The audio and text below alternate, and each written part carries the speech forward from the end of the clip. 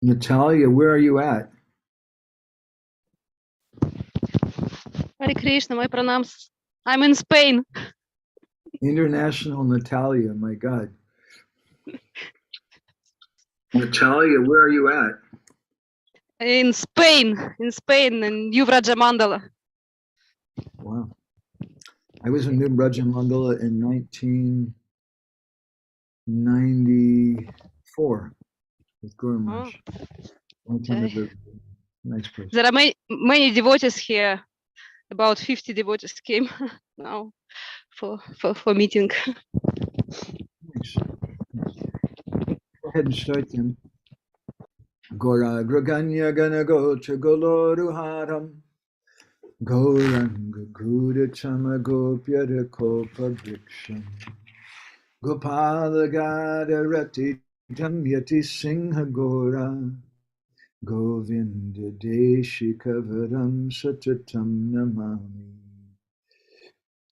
Uttama Adama Kikshuna Bachila Jachiya Dile Kakohula Kahe Premananda Hemona Gauranga Hridaya Dariya Bola Bhaja Gauranga Kaha Gauranga Laha Gorangera Namare Jai Jana Goranga Baje Se Hoyamara Pranare Hare Krishna Hare Krishna Krishna Krishna Hare Hare Hare Rama Rama Rama Hare Hare Yashaiva Padambuja Bhakti Labhya Prema-bhakti-candrika Parama Pumarta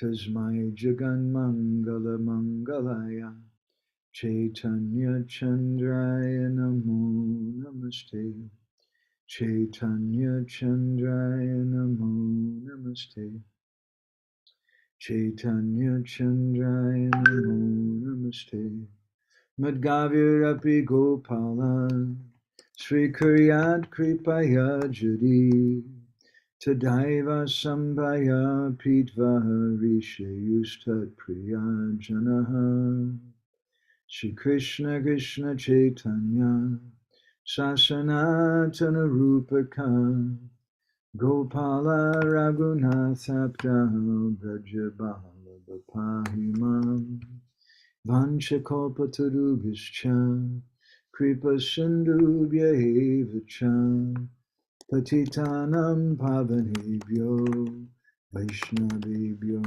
Namo Namaha Jai Shri Krishna Chaitanya Prabhu Nityananda Shri Advaita Gadadha Shivasati Gaura Bhakta Brinda Hare Krishna Krishna Krishna Hare Hare Hare Rama Rama Rama Hare Hare.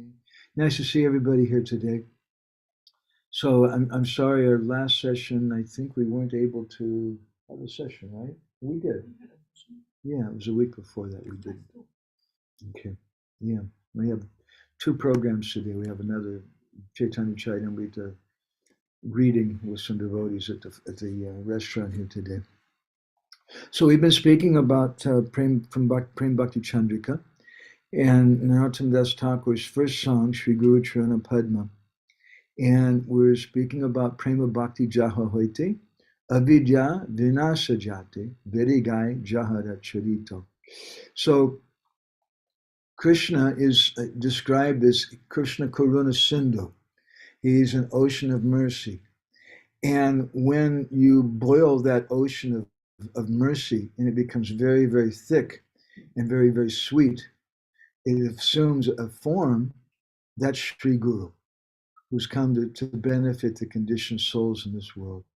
Because through Sri Guru, who's an incarnation of Krishna Kripa Shrimurti, he's the incarnation of Krishna's mercy, that we can come to understand about Krishna's mercy. The heart of Gurudeva is a jeweled throne where the Queen of Bhakti that queen of bhakti is the essence of Krishna's pleasure and existency potencies, where that bhakti sits. And sitting there on the throne of Gurudev's heart, Bhakti Devi is giving her mercy to all the people in the world. When Sri Guru initiates a disciple and that disciple pleases Guru, then by that Bhakti Shakti, it comes from the heart of Gurudev and it enters into the heart of the disciple and it blesses he or she with the gift of prema. And when, by the Gurudev's mercy, one comes to understand about the relationship with Krishna, then avidyā, vināśa, jāte, all different possessiveness toward bodily things and things which are not related to Krishna, they're lost, they're taken away.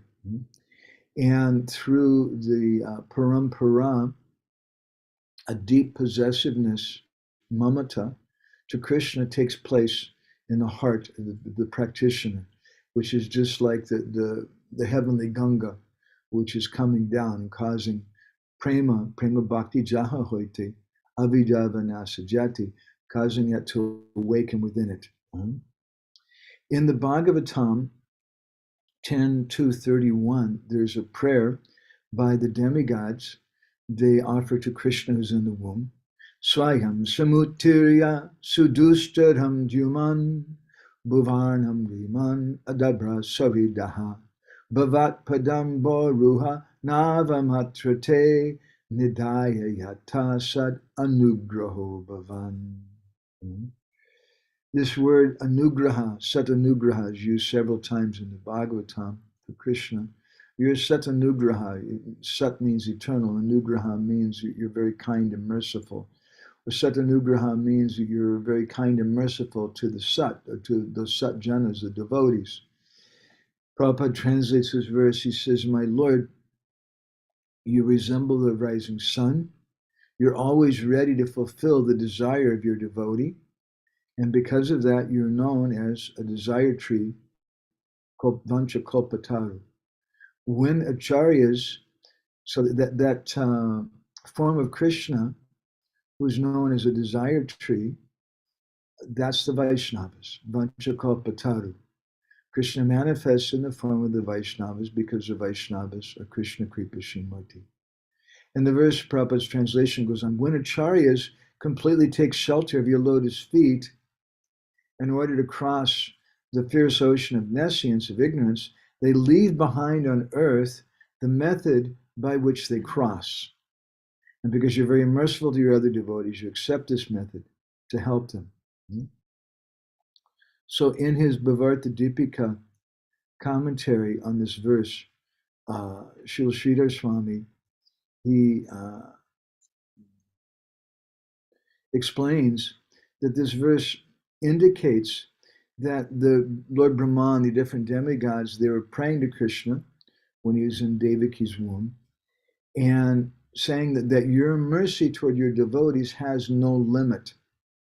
And on the strength of your mercy, the devotees take the boat of your lotus feet and they cross over the ocean of material existence. And those devotees are so kind that when they cross over, they send the boat back. They leave the boat in this material world for other persons to cross over.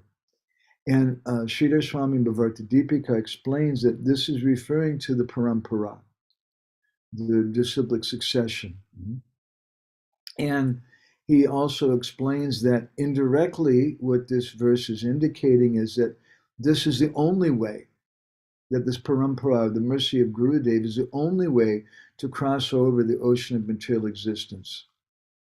And the main result of taking shelter of Sri Gurudev's lotus feet is that someone attains Krishna Prem. And a concomitant or simultaneous occurrence at that time is avidyā vināśa, that ignorance is destroyed, that ignorance is the root of material existence. And therefore, Narottam Das Thakur says, avidyā vināśa jāte, that this ignorance, which means this external energy, maya, by which the living entities have forgotten their constitutional position since beginningless time, that's destroyed. And then we begin to understand what our position is, what is our sambandha, what is our connection with the Lord. So Srila Prabhupada, in his purport to this verse, and Vishwanath and Sridhar Swami speaks about 5 types of this ignorance. And these are described in the 3rd canto of the Bhagavatam, in chapter 20. Maitreya speaking to Vidura in text 18. Sasarja chayaya vidyam pancha parvanam agritaha tamisham andatamisham tamo moha mahatamaha. So Lord Brahma, this is describing when he created the universe. And Sasarja, we have the word srisha, to create. Sasarja means to create also. Chayaiva, he created from his shadow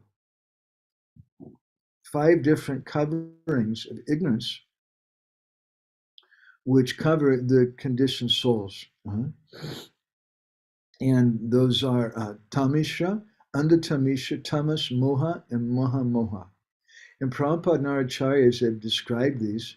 So if we want to understand the depth of what Narottam Das Thakur is saying, when he says that Prema-bhakti-candrika avidyā vināśa jāte, that this Prema-bhakti that we get from Gurudeva, it destroys these 5 types of ignorance. These 5 types of ignorance, again, are Tamisha, Andatamisha. Tamisha means anger. And interestingly, Tamisha also is one of the hellish planets. So we could say that someone who's always angry, they're always living in hell. So Tamisha, anger, Andatamisha. Anda means blind. Anda means a blind person. Andatamisha means blind anger, means anger which is even worse. But anger which is so deep that the person has become blind to everything. And then the 3rd type of ignorance is tamas, the mode of ignorance in general. Then comes moha. Moha, we could say, is illusion, delusionment, bewilderment. A more modern synonym for the word moha is Facebook. Then there's maha moha. When you become illusion, you go after maha moha, which means material enjoyment. In the Gita, Krishna explains, Yehi samsparshaja bhoga dukkha yonaya evate adyantavanta kuntiya nate shiramate Buddha. The persons who are Buddha, who are intelligent, they don't go after this material enjoyment. But someone who becomes moha, illusioned, then after some time they become maha moha, and yehi samsparshaja bhoga. They try to find happiness. They equate happiness with material sense enjoyment, with the pleasures of the mundane senses of the body.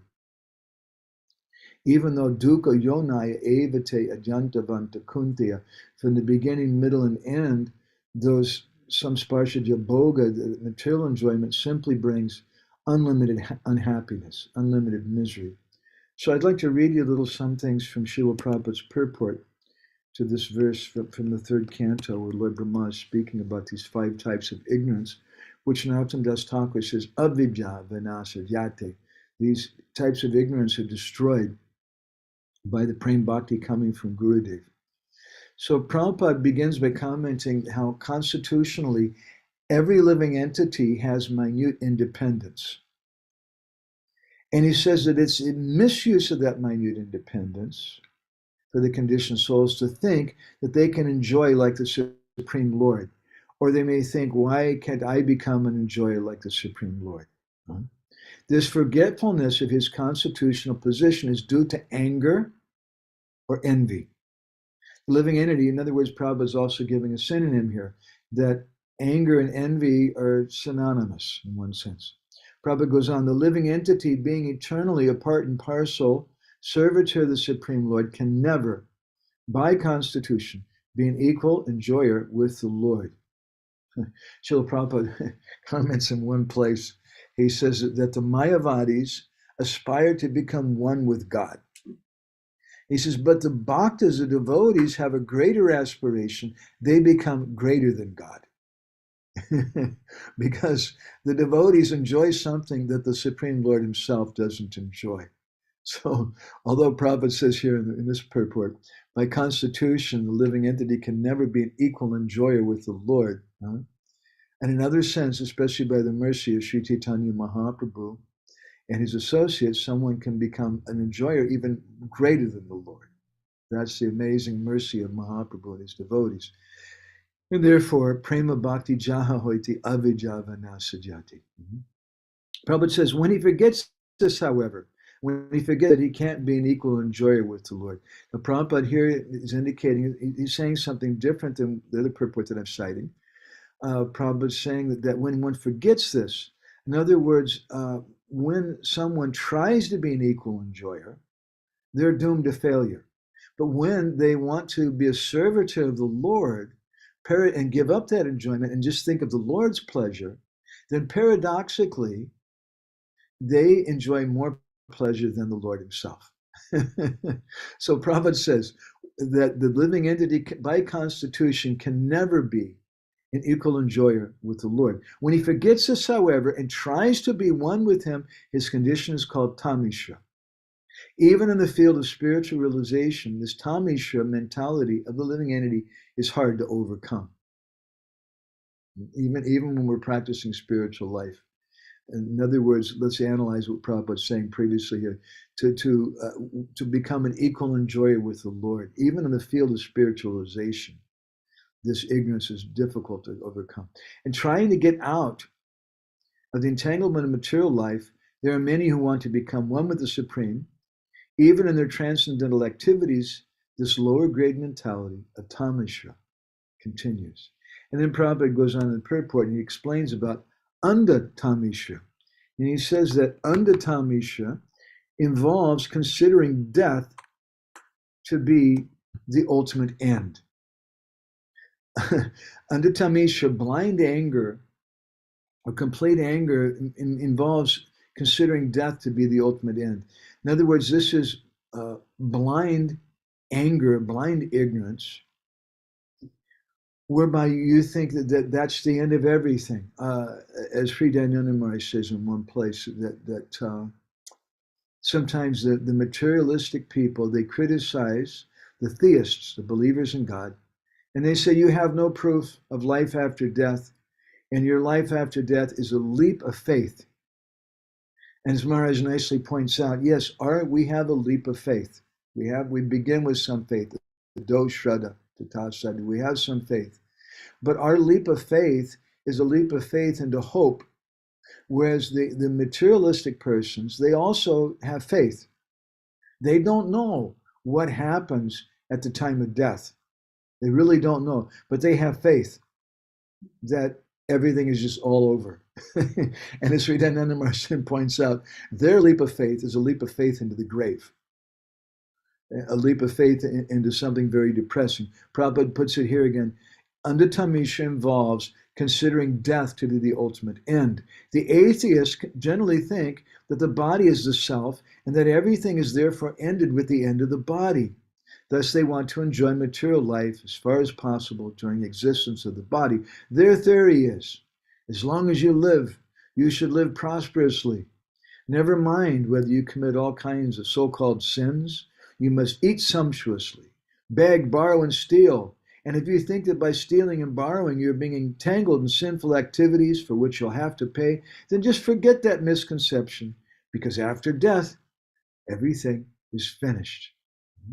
Bhaktivinoda Thakur in Chaitanya Siksamrita, he speaks about different levels of morality. And he says that you have the atheist, you have a general atheist who's just a hedonistic person who just wants to enjoy. But better than them is the atheistic moralist. At least they have some morality. But he says that their morality is really not much better. He said their morality is like the camel and the scorpion. Once a scorpion wanted to cross a large river, but he's a small creature. He can't cross over without drowning and dying. So he was waiting on the side of the river until one day a camel came. And the scorpion spoke very politely to the camel and said, "My dear brother camel, would you please give me a ride across the river?" And the camel looked at him and he said, "What, do you think I'm stupid? What? If I take you across and you'll sting me and I'll die." And the camel said, "My dear brother camel, I'm shocked. How can you speak like that? Don't you know that I have some morality? I'm a moral scorpion. Is it okay? I'm a moral scorpion. I would never do that to you." And so the camel, he really wasn't so bright. He agreed to take the scorpion on his back, and they began crossing over the river. And it was about halfway across the river, the scorpion suddenly stung the camel. And the camel, then he turned to the scorpion. He said, "Why did you do that? Now we're both going to die." And the scorpion replied, he said, "What can I do? I can't change my nature." So Bhaktivinoda Thakur says that the atheistic moralists are like that. Although they speak of morality, their morality is only there for their own purpose. And we see some people there, they teach school. Politicians, a famous example, the school teachers act like a moral person. The politicians famously act like moral persons. The shopkeepers act like moral persons. For you, sir, I've heard so many times in India, for you, no profit. And you can definitely understand they're probably making 100% profit or more. As soon as they say no profit for you, then immediately I don't trust them. As soon as the politicians speak about how moral they are, then we know there's something wrong there. So Bhaktivinoda says that their morality is like the morality of the scorpion. It's only there to suit their purpose. The scorpion acts like a moral person just to be able to cross the river. But as soon as this atheistic moralist gets what he wants, then he gives up the pretext of morality. As soon as no one's looking, that shopkeeper waters down the milk, or he steals some of your money, or the politician engages in illicit relations with some woman, or he steals money from the voters. Whatever. The school teacher acts like a very moral person to get you to trust him, but as soon as he can and no one's watching him, then he gives that up. So Bhaktivinoda says that better than the atheistic moralist is the theist, who doesn't really have much morality, but at least he's a theist, because as a theist, he believes in God and he has a conception that God's always watching him. And so when they have that conception, then there's no question of doing anything sinful. So although their heart may be contaminated, although they may have the desire to do illicit things, still, if they're atheists, if they have the conception that God is there, then they'll generally avoid that thing. And therefore, the theist, who's not a very moralistic person, but he's a theist, he's better than the atheistic moralist. So Prabhupada goes on to explain about this andhatamishra. He says that they think that after death everything is finished. No one is responsible for anything he does during his life. This atheistic conception of life is killing human civilization, for it is without knowledge of the continuation of eternal life. And then Prabhupada goes on to explain about tamas, that this andhatamishra ignorance is due to tamas. And Prabhupada defines tamas, then he says the condition of not knowing anything about the spirit soul is called tamas. So there's 5 different types of ignorance. Let's look back a little bit. Prema-bhakti-candrika avidyā vināśa jāte. 5 different types of ignorance which are destroyed Gurudeva through this Prema-bhakti. So Prabhupada says a condition of not knowing anything about the spirit soul is called tamas. This material world is generally called tamas because 99% of its living entities are ignorant of their identity as a soul. 99%. My Guru Maharaj used to put it in another kind of way. He said, unless you realize your swarup and the swarup of your Gurudev, you've only been cheated. That's a very strong statement. So before we start feeling proud that, yes, I'm a devotee, I understand very theoretically that I'm a spirit soul, and I'm not in this tamas category, we're also in that category in another sense. Prabhupada goes on, almost everyone is thinking that he's this body, he has no information of the spirit soul. Guided by this misconception, one always thinks this is my body, and anything in relationship with this body is mine. For such misguided living entities, sex life is a background of material existence. In the 16th chapter of the Gita, Krishna describes, he says that the demoniac persons, they think that the whole purpose of this material world is sex life. But that's just what it exists for. And everyone, even the small children, they're growing up and they're watching television, they're watching their parents and how their parents behave, they're watching all the advertisements and everything, and very quickly they get the idea, even though the children, you'll see a child who's 5 or 6 years old, and they'll tell their parents, I'm in love with this other child, or this other child is going to be my husband or my wife. They don't understand anything about love or sex life. Maybe they don't even really have sex desire externally at that age, but still they're affected by it. So Krishna says in the Gita that such people, they think that the whole purpose, what is that Sanskrit phrase? It's not coming to my mind. Kama hoitukam, kimanya kama hoitukam. That the whole purpose of this material world is just here for sex life. That's all. And Prabhupada goes on to explain further about that. He says, when they get the opportunity for sex life, then what happens, they become attached to the home, motherland, children, wealth, and opulence. And that's described by Lord Rishabdev in the 5th canto of the Bhagavatam. That's another discussion.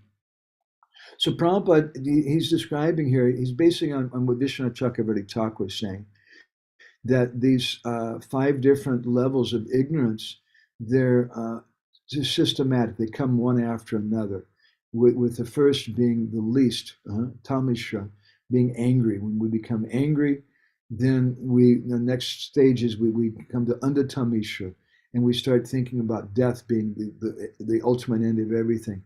And that fear arises then. In tamas, ignorance comes, and we just start thinking that I'm this body, and we become very, very attached to sex life, which brings up the next level, which is moha. And Prabhupada says, as these attachments increase, moha, or the illusion of the bodily conception of life, also increases. Right? Naturally, as all these attachments increase, moha, the illusion of the material bodily concept of life, also increases. So we mentioned about moha, 3 different definitions. We mentioned about moha. Moha means illusion or bewilderment. And illusion or bewilderment, we gave one other definition for moha. Does anybody remember what our other definition was? Facebook. Krishna couldn't remember. Facebook is an illusion inside of a delusion.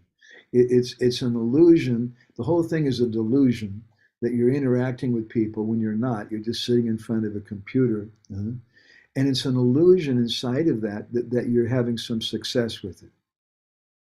So as these attachments increases, moha, or the illusion of the bodily conception of life, increases. And Prabhupada says, the idea that I am this body, and everything belonging to this body is mine, also increases. And as the whole world is put into moha, sectarian societies, families, and nationalities are created, and they fight with one another. And even we see this with devotees. And Srila Prabhupada himself, let's be very blunt, what is the necessity of creating the institution, the International Society for Krishna Consciousness? Prabhupada could have just come to the West, chanted under a tree in Tompkins Square Park, and interested people, he could have told them to chant this mantra, and he could have given them personal guidance, and they could have spread that to other people, much in the way that Chaitanya Mahaprabhu did in South India. What was the necessity of creating an institution. Srila Prabhupada commented at the time of the legal founding of ISKCON, he told Chutananda and others that actually we don't need this institution. He said, but if we just sit in a chant under a tree, who will come? What does it mean? Why won't people come? Of course, some people did come to Tompkins Square Park, but not in the numbers that Srila Prabhupada wanted. Prabhupada always commented, he said, I was always thinking very, very big. And he said that I was working as the, for I think it was Dr. Mishra? No, it wasn't Dr. Mishra. For Dr. Bose. He was working for Dr. Bose with his chemical company.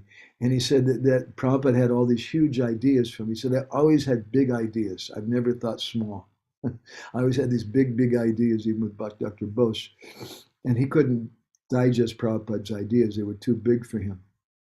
So Prabhupada, he was sitting under a tree. People were coming, but Prabhupada wasn't satisfied with that. So when he said that if we can just chant under a tree, but who will come? It's not exactly true because some people were coming. And that also, by the way, historically, one of the first centers in North America was in Gainesville. And for those of you who know Prabhupada Lilamrita, there were three devotees who took sannyas from Srila Prabhupada. Actually, the first 4 devotees that took sannyas, they all had very serious problems right away. The very first one, anyway, became crazy. Started telling everybody that everybody should cut their sikas off and give up their dhotis, and he has some idea which is better than Prabhupada and this and that. And Prabhupada chastised him, and then later Prabhupada gave sannyas to 3 other devotees, and those devotees, and they started preaching that Prabhupada's actually Krishna. Only we didn't recognize it. There's been a lot of problems with our sannyas ashram and our society. So Prabhupada had to chastise them. And interestingly to me, Prabhupada didn't say, you're no longer a sannyasi. How can you take that back from someone? They've already got it. But Prabhupada said, you're not part of ISKCON. For some time. Later they came back again. And Prabhupada told them, go wherever you want. And they asked Prabhupada for instructions. Prabhupada was still their guru. And Prabhupada said, you just travel and live very, very simply. So they began hitchhiking. And it was one of those first sannyasis who was Gargamuni Maharaj at the time, who came to Gainesville. And he went to the University of Florida campus, one of the biggest campus, I think, in all of Florida. And remembering Srila Prabhupada and what he did in New York, Gargamuni sat down underneath a tree with a pair of kartals. He didn't have anything. He didn't have a bath. He was just been hitchhiking. And he sat down under a tree and started chanting Hare Krishna. And students started gathering around him. And one of those students later became Amarendra Prabhu, Prabhupada's disciple. And he said, well, I have a place you can stay. Would you like to stay there? And some other devotees got together something for him to cook and offer. And that's how our center began there, which Srila Prabhupada later visited. And it's been although still to this day a small center, it's one of our most powerful centers, I think, in many ways. They've made hundreds of devotees, at least, in that place, and then distributed probably millions of plates of prasadam out of there. It's quite an amazing center. So anyway, this purpose is there. The conditioned souls in this world, this moha is there. They're thinking, I'm the body. When it increases, then they need to have a society. So Srila Prabhupada, I would suggest, saw that need, that I belong to this society. And so Prabhupada created ISKCON. And some people come and we tell them, yes, you're a member of this society and you should be faithful to this society. And naturally, other societies are bad. Even other societies of Vaishnavas are bad. And Prabhupada goes on in his purport to this verse in the 3rd canto, speaking about these 5 types of ignorance. He says, the idea that I'm this body and everything belonging to the body of mine also increases. And as the whole world is put into moha, sectarian societies, families and nationalities are created, and they fight with one another.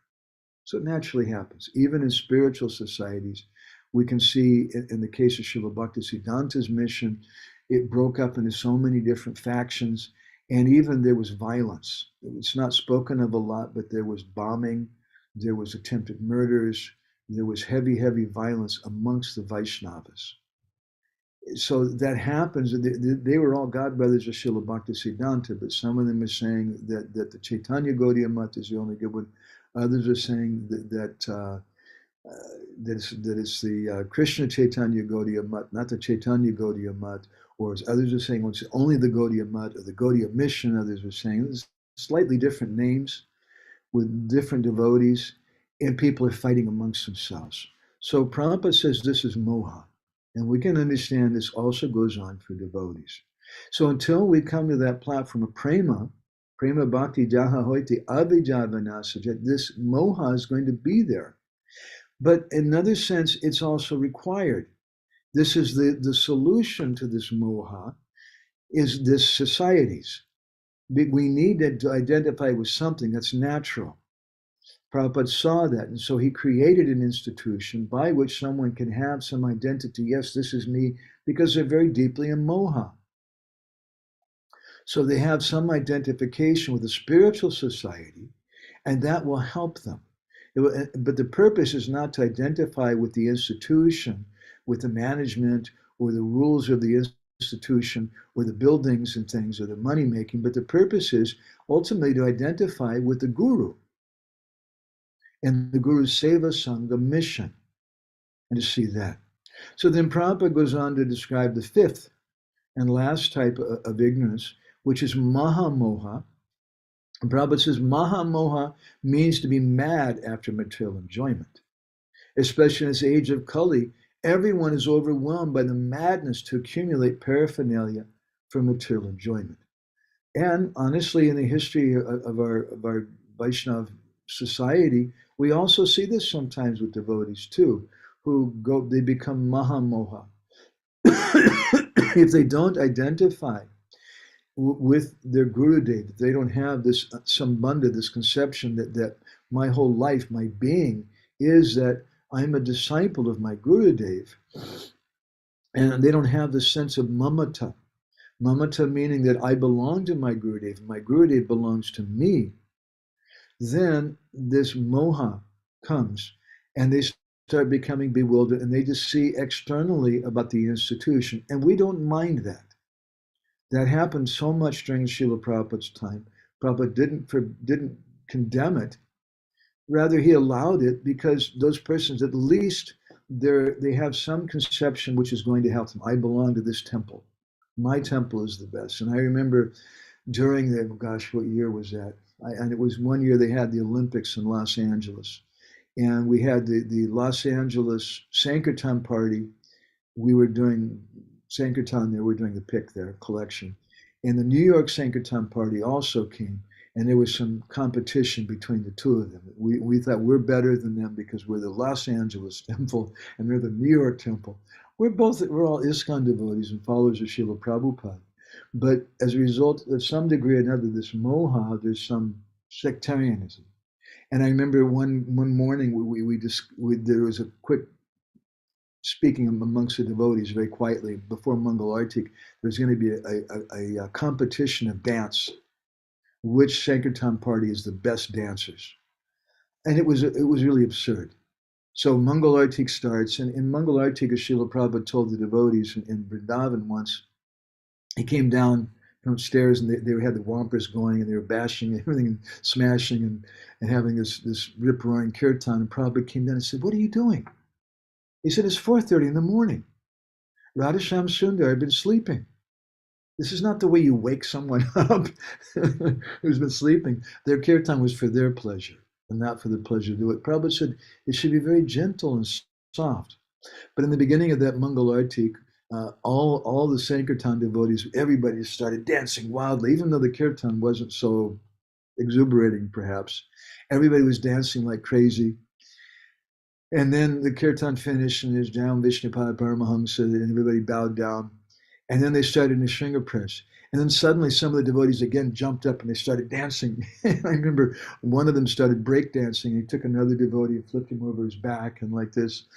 I think the LA devotees won. We were the biggest idiots. But two of us, some of you may remember Nrsimha Maharaj, who later left ISKCON, he was there that morning, and he was watching all this dancing going on. Like, what are these guys doing? And one of the brahmacharis is spinning around ecstatically, slammed into him, and actually hurt him. He bruised Maharaj pretty badly. And Maharaj came that morning to take breakfast with the Sankirtan devotees. And I remember he told us, he said, all of you are going to get married. We are brahmacharis, we thought we're all being cursed. And it was true. Every one of us got married. After some time, he said, you're all in the mode of passion. So this is sectarianism, which comes, and that's moha. And from moha comes maha moha. And even sometimes we see it amongst devotees, that someone becomes completely mad after material enjoyment. And we've been hearing about such things. Even sometimes a sannyasi does child molestation or something. They become completely mad. They just forget everything about who they are, why what they're doing. And they begin to start thinking in a very sectarian way. And then it goes further that they just become completely mad and trying to enjoy everything. So Vishwanath Chakravarti Thakur, I'd like to read you something and discuss a little bit also from his purport. Now, again, we're looking at 3:20:18. Maitreya is speaking to Vidura about 5 different types of ignorance, because we're speaking about Prema-bhakti-candrika, avidyā, vināśa, jāte. And what is this avidyā? 3rd canto, chapter 20, text 18. So Vishwanath Chakravarti Thakur, he explains that Lord Brahma, when he was creating all the different types of living entities, the first thing is that he had to create some ignorance, because there had to be some false identity. Without that type of ignorance, then they can't identify. Then there's no question of someone being a yaksha, rakshasa, a devata, or manusha, a human being. And so the first thing is that Lord Brahma created this ignorance. And tamas, Vishwanath says, is the original form of that ignorance. And he says that this verse describes how Brahma created them. And then Vishwanath quotes a verse in the Vishnu Purana, which also Prabhupada quotes too. Tamo viveka, tamoha viveko moha, tamo viveka moha shat antakarana vibramaha, maha mohasta vigyeyo bhramya bhoga sukaishana, maranam hyandatam tamisham kroda uchate, avidya pancha parvaisha, pradurbhuta mahatmanaha. This gives a little different sequence. Prabhupada doesn't give a translation for it. He just says in Vishnu Purana, these definitions are nicely given. Vishwanath Chakravarti Thakur, he says, he's the one who says this, makes this point that these 5 types of ignorance were created in succession, one after another: tamas, moha, maha moha, tamisha, and undhatamisha. He puts it in that way, a little different the list in Srila Prabhupada gives. And he explains that tamas in general means ignorance. Moha, he says, means egoism. Maha moha means attachment. Tamisha means hatred, he says. And undhatamisha means when someone becomes absorbed in material pleasure. And so he goes on to explain them, that tamas means when someone has a lack of discrimination. So when they don't discriminate properly, then they come to the point of moha. And moha means there's some mistaken identity in the mind. They start thinking, I'm a young boy, I'm a young girl, I'm a student, I'm a this, I'm a that. Maha moha means the desire for happiness, the desire to enjoy the pancha gyanendriya, the 5 material sense objects. Undhatamisha, he says, means death. Tamisha means anger. And all 5 of these, they made their appearance from Lord Brahma. And then he quotes Patanjali in his Yoga Sutras, avidya, asmita, raga, dvesha, abhinivesha. That avidya first is the first in this list, is a different list. So now we've got 3 different lists about ignorance. We're speaking all about ignorance today. Avidya, he says, means ignorance or tamas. Asmita means moha, These are just different ways, different words to put these, the five that Vishwanath has put. He says Patanjali gives another different way to look at it. Vishwanath says tamas, moha, maha, moha, tamisha, and andatamisha. And he says these correspond with the five that Patanjali says. Avidyā, which means ignorance. Vidya means knowledge, avidya means ignorance.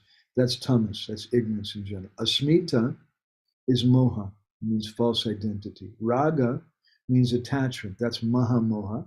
Dvesha means repulsion or anger, that's tamisha. And abhinivesh, fear of death, that's andatamisha. And Vishwanath also quotes Vishnu Swami in his commentary. Vishnu Swami, he just gives another list of five. Agyana, viparyasya bheda, bhaya shoka, vastutastva vidyaya, avarna, vikshepav eva dvo dharmo, tav eva avidya smita, shabdabhyam, agyana viparyasya, sabdadyan chochate. So he gives a list which is agyana, viparyas, bheda, bhaya, and shok. Agyana is the same what we just touched. Agyana means avidya. It means ignorance.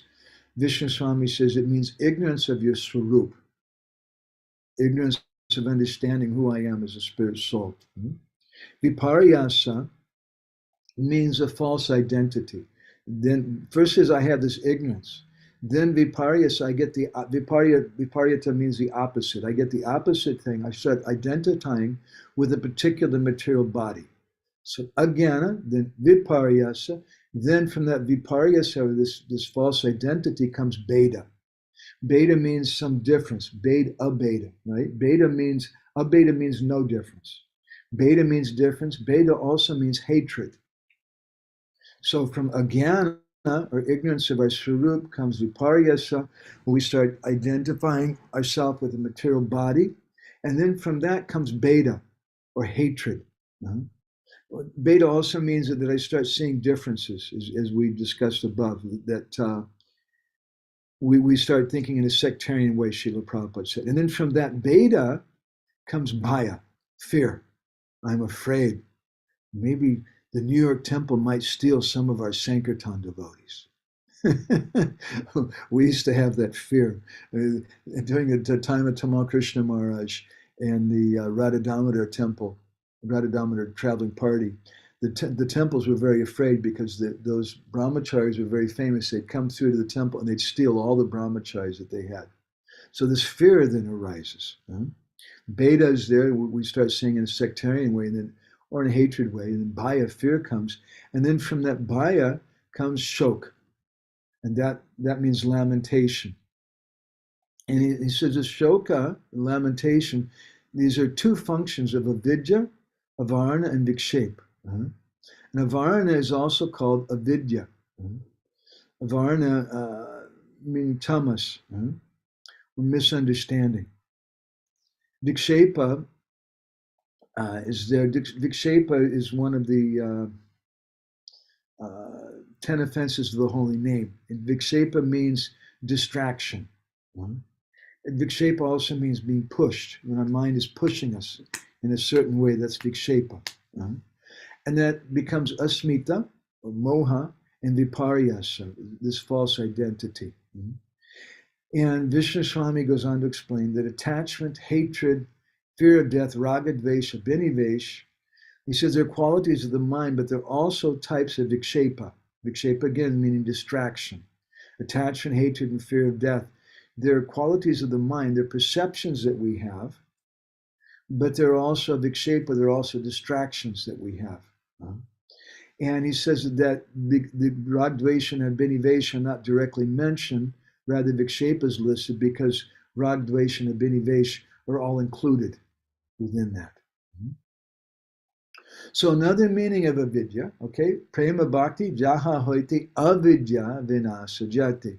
That this avidya, this ignorance is destroyed, is that there's four different types of anarthas, which Vishwanath Chakravarti Thakur, Madhuri Kadambini, and I'm not going to go into this elaborately, it's a huge subject, but just to touch on it, the four types of anarthas that the practitioner faces. This is another type of ignorance. Diskrita anartha. Those are diskrita anartha is anarthas which come because of duskrita, uh, bad activities, sinful activities that we did in the past. The second is sukritota anartha, or anarthas which come because of past good things that we did. You helped a little old lady across the street. During the COVID time, no one could go out. You brought somebody some prasadam or something. Not prasadam. Let's see. That's transcendental. But you brought them some food. You brought them some groceries or something, and you get some good benefit from that. And that turns into a type of anartha, a type of attachment that you have for doing good things. Or a duskrita anartha, you did some bad thing in a previous life, and then you have this anartha, you have a tendency to do those bad things. Aparadotara anartha are anarthas which are caused by previous offenses. And those are very, very dangerous. If we commit some offense to a Vaishnava, the result may be that we again do Vaishnava aparad even in our next life. An example is given in the fourth canto of the Bhagavatam when the father of Sati, Daksha, he committed some offense to Lord Shiva. And his offense was so bad that he had to have his head cut off, and the head of a goat was put there. So, but because of that offense, he fell down. In his next life, Daksha, we hear later in the Bhagavatam, he took birth. In his previous birth, as a father of Sati, he was a Brahmin. In his next birth, he became a Kshatriya.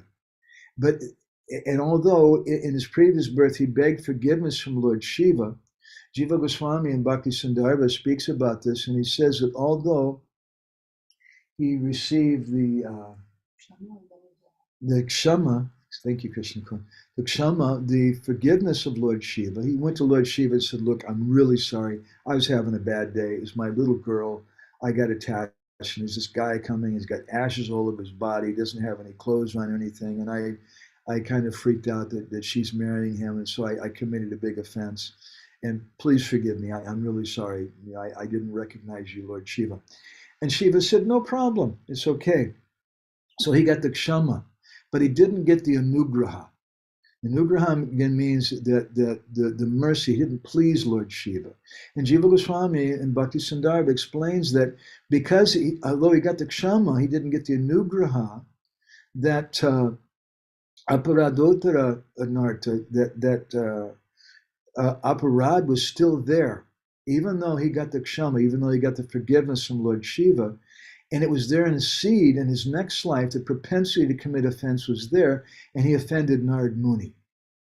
And he cursed Narad Muni, that you took all my sons away from me and got them all to become sannyasis and join the Hare Krishna movement, so I curse you, that you'll never have a home and you can't stay in any one place.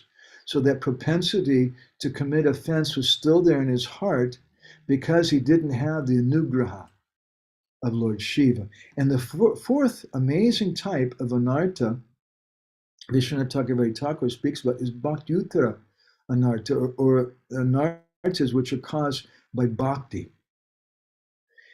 Anarthas which are caused by bhakti means that we get some fame, we get some prestige, we get some position, and we see many, many devotees fall prey to this. I gave this example of the first 4 devotees who took sannyas in our society, and they all had some difficulties.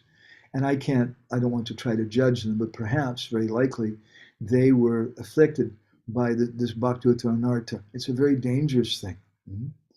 So these different types of anarthas are types of klesha, or types of suffering. And Vishwanath Chakravarti Thakur explains that these 5 types of suffering we already discovered above, avidyā, smita, raga, dvesha, and abhinivesh. He cites the Patanjali Yoga Sutras. 5 different types of suffering. And avidyā meaning that we consider temporary things to be eternal. We consider something, as my Guru Maharaj sometimes say, that you're thinking that the water in the ditch, which in India is where people pass urine and stool, and there's vomit and all kinds of disgusting things. You're thinking the water in there is nectar. is something very, very nice to drink. So this is avidyā, that you're considering very nasty things to be pure, to be distress, to be happiness, and something which is mundane, you're considering to be spiritual. Asmita means false ego. Raga means that we have some attachment, we're going in the direction of something. It means we're seeking some pleasure, we're attached to it. Dvesha, or duality, or anger, means a desire to remove our distress, or the cause of that distress. And abhinivesh means a fear of death. So these are all different 5 types of kleshas, but by the mercy of Gurudeva, Prema-bhakti-candrika, avidyā vināśa jāte, all these types of ignorance are destroyed. So Vishwanath Chakravarti Thakur, in effect too, he's slapping us in the face, isn't it? And he's saying, hey, you're singing this. This is what your connection with your Gurudev should be. Now, what is your situation? Do you still have this ignorance? And if you still have this ignorance, then you should be praying. Prema-bhakti-candrika avidyā vināśa. Dear Gurudev, please, I want this Krishna prema. So by the mercy of Gurudev, the sadhak, the devotee, becomes free of all those desires, and they get blessed with the treasure of spotless worship. This is a mercy. So I'm going to stop there. In our next session, we'll speak something about Vidigai Jahara Charita. And there's a lot of technical stuff today. I'm sorry. I hope everybody's still alive. It'd be really bad if somebody died from the session today. I'll be depressed. But if there's any reflections or comments or anything, why don't we start by asking Ujjvala Rasagya in the famous brick wall in North Carolina. Would you like to share something? Because I know you got to get back to work pretty soon. You there? Hare Krishna, you're in the car. My pranams to you and to all the devotees. Wonderful Katha Prabhu. I think this is the favorite in the whole song. Please speak. Ujjvala Rasagya. Ujjvala Rasagya, you hear how slow and in how I'm enunciating? It's somehow your connection is not so good. If you can speak like I'm speaking right now, it'll be much easier for us. Thank you. Yes. Can you hear me now, Prabhu? Yes. Yes. My pranams to you and to all the devotees there. This particular song and this particular sentence, Prema Bhakti Jaha Hoite, avidyā vināśa hoite, is icing on the cake, and the class at the Katha today is exactly like that. Can you still hear me, Prabhu? Yeah, we can. Yes. So my understanding from today's Katha is Prema Bhakti is already given to us by Shri Guru, and it is in the seed form. And that seed form of Prema Bhakti that is there within me is destroying all the anarthas and all the kind of ignorances that you're talking over a period of time. So all the anarthas within me are getting destroyed because of the latent Prema Bhakti bija that is already given to me. And over a period of time, as I serve my Shri Guru with all mamata, then it gradually fructifies and blossoms to its fullest. That's my understanding. The one comment that you were saying, Prabhu, if you could repeat that for me, please. My ignorance is not totally gone until what was Srimad Gaur Govinda Maharaj saying, until I get Swarup Siddhi. What is that, Prabhu? Would you please repeat that for me? When will I? He said, unless you realize your Swarup and the Swarup of your Guru, you've only been cheated. Beautiful. Thank you, Prabhu. I needed to hear that. And that's all, Prabhu, from my side. Some people become angry when they hear that. But first of all, in response to that anger, Let me point out, we're not the International Society for Sukriti Consciousness. It's not just, some people, they're thinking, well, how can you say you didn't get anything? You've only been cheated. You know, I've been chanting Hare Krishna, my sins have gone away, this and that. If you think that you've really gotten something because your sins have gone away, then you've been doubly cheated. Because, first of all, you didn't get the real wealth, which is understand your swarup and the swarup of your guru and the service to your guru. You didn't get the real wealth. And secondly, you've been cheated because you're thinking the secondary thing, this 1 penny, you're thinking this is $1 million. Yeah, very wonderful, Kada Prabhu, very nectarian. And especially this one that you have just stressed. And the whole discussion, how this is, how beautifully that the Lord is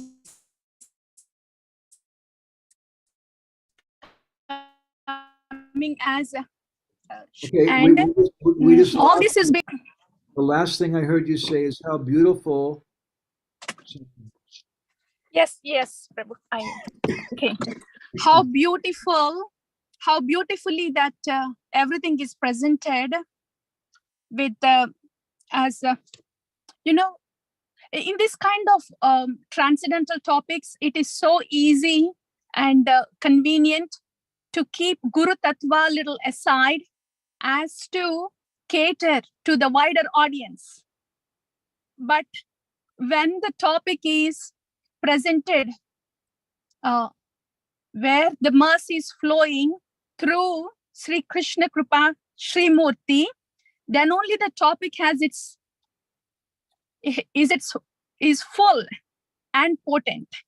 So that's why I'm appreciating this katha even more, because it's not directly Lord's mercy. It is the Lord in the form of condensed mercy of the Lord in the form of Sri Krishna Kripa Sri Murti. And that point, I'm appreciating it so much because of the fact that if we need transformation, if we want this to work for us, so-called, the bhakti to work for us, just to say the words, it is not otherwise possible without that condensed form of mercy coming and rescuing us. So that way of presenting through that channel is very much appreciated, Prabhu. Thank you so much. Thank you. I was also thinking about how your comment about how Prema Bhakti is given, but we're not receiving it. And Guru Maharaj spoke about this too, that Gurudeva is giving, Chaitanya Mahaprabhu is giving his prema, but he's giving us mercy, but we don't have a pot to collect it. And what is that pot? That pot is Trinada Pisunichi. Now we're coming with a pot, but it has all kinds of holes in it, and so that mercy just goes right through it, and we can't realize it. Nice. Thank you, Ujjwala. I really appreciate it. Thank you so much, Prabhu. Hari Hari. Let's see here. Gorni Tai Prabhu, are you there? Yes, I am here. Hare Krishna. You know, yesterday a little bird was sitting on a tree. We were walking by. It was amazing. This little bird started singing, and it started speaking about someone named Gorni Tai, who was living in New Brajadam, and how that little bird said that devotee, Gorni Tai, was going to come to this place named Debrecen in January. That's what the little bird was saying. We were very happy to hear that.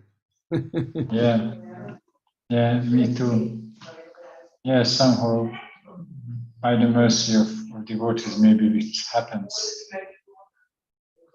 Thank you. Thank you, you mentioned you. Yeah. He's singing very nicely, that bird. You know, he's a rock singer. You know that? We're just waiting. You know that? He's a rock singer. Nitai Bhavana Prabhu is a rock singer. Yeah, I know. For those of you who don't know, Nitai Bhavana Prabhu is like, he's really famous all over Hungary. Once we were coming in from Slovenia into Ukraine, when we came to the border patrol stopped us and they started searching through our car. And then they noticed, they saw that I was wearing a dhoti. He said, "Oh, you Hare Krishna people?" And said, yeah.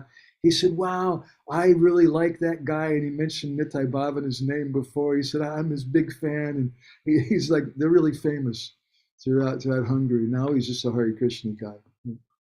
Anyway, so we're happy this little boy singing Gorni Taiza come. Now we'll be really happy if Natalia also comes. It's possible because Natalia goes all over the world. She's international, Natalia. Yeah, very good. So I have to confess that I just joined maybe in 10 minutes before. Yeah. But what I heard is fantastic. So it was like just a key for my many other questions and thoughts. So of course I will listen all the class later. I have a friend here in the Gurukul here, and he started to work with me on a like a conversation about the Vedic culture, how we can establish it in a Gurukul, in a school.